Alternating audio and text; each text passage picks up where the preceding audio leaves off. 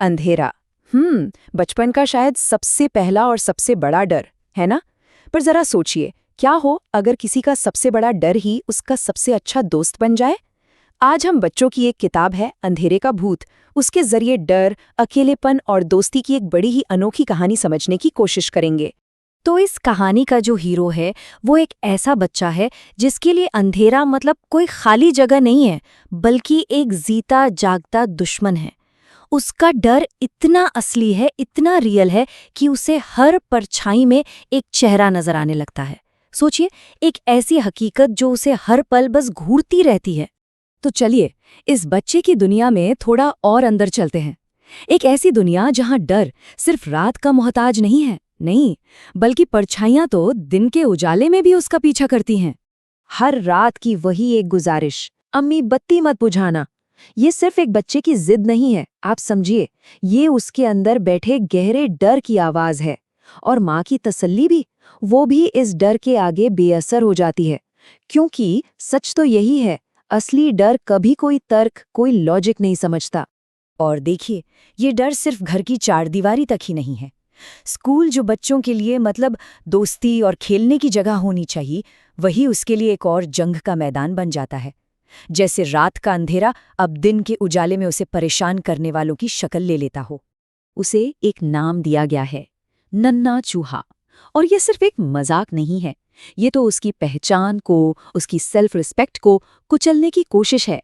एक ऐसा नाम जो उसे हर पल याद दिलाता है कि वो कितना छोटा है, कितना कमजोर है। कहते हैं ना, शब्द कभी-कभी सलाखों से भी ज्यादा मजबूत कैद बन जाते हैं। लेकिन फिर एक रात जब डर अपनी हद पार कर चुका था, तब अंधेरे ने खुद उससे बात करने का फैसला किया। और बस यहीं से कहानी पूरी तरह बदल जाती है। सोचिए, कमरे में एकदम खामोशी है, सिर्फ चांद की हल्की सी रोशनी और उस लड़के की तेज धड़कनें। वो अपने डर से बिल्कुल अकेला लड़ रहा है, जब अचानक अंधेरे में एक हलचल होती है, कोई आ रहा है। लेकिन जो सामने आता है वो वैसा नहीं है जैसा उसने सोचा था। वो कोई राक्षस नहीं है। और उसके पहले शब्द ही लड़के को एकदम चौंका देते हैं। मैं उन्हें नुकसान नहीं पहुंचाता जो मुझे बुलाते हैं। ये कोई धमकी नहीं थी, बल्कि एक तरह का बुलावा था, शायद दोस्ती का। और बस यहीं से डर का सामना दोस्ती में बदल जाता है। अंधेरे में लड़के को अब एक डरावना साया नहीं, बल्कि एक हमदर्द मिलने वाला था। और दिलचस्प बात पता है क्या है? ये दोनों किरदार, लड़का और भूत, एक ही सिक्के के दो पहलू जैसे हैं। एक को दुनिया तंग करती है और दूसरे को दुनिया समझ ही नहीं पाती। और यही जो उनका कॉमन अकेलापन है ना, यही उन्हें एक दूसरे का सबसे बड़ा सहारा बना देता है। इसके बाद तो बस रातें ही बदल जाती है। डर की जगह अब एडवेंचर ले लेता है, रोमांच ले लेता है। अंधेरा अब उनका दुश्मन नहीं, बल्कि उनका प्लेग्राउंड है, जहां ये दोनों साथी मिलकर अपनी ही एक नई दुनिया बसा लेते हैं। अब लड़का बड़े गर्व से कहता है, अंधेरा मेरा दोस्त है। जरा देखिए कैसे उसने अपने सबसे बड़े डर को ही अपनी सबसे बड़ी ताकत में बदल लिया। जिसे वो अपना दुश्मन समझता था, वो असल में उसका सबसे बड़ा हमदर्द निकला। कमाल है ना? लेकिन कहानी अभी खत्म नहीं हुई।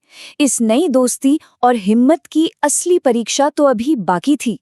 और वो परीक्षा होनी थी एक जन्मदिन की पार्टी में। सवाल ये था कि क्या अंधेरे में मिली ये दोस्ती दिन के उजाले में भी उसका साथ देगी?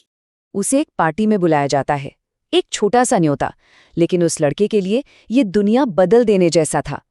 शायद पहली बार उसे ऐसा लगा कि वो भी बाकियों जैसा ही है, कि वो अकेला नहीं है।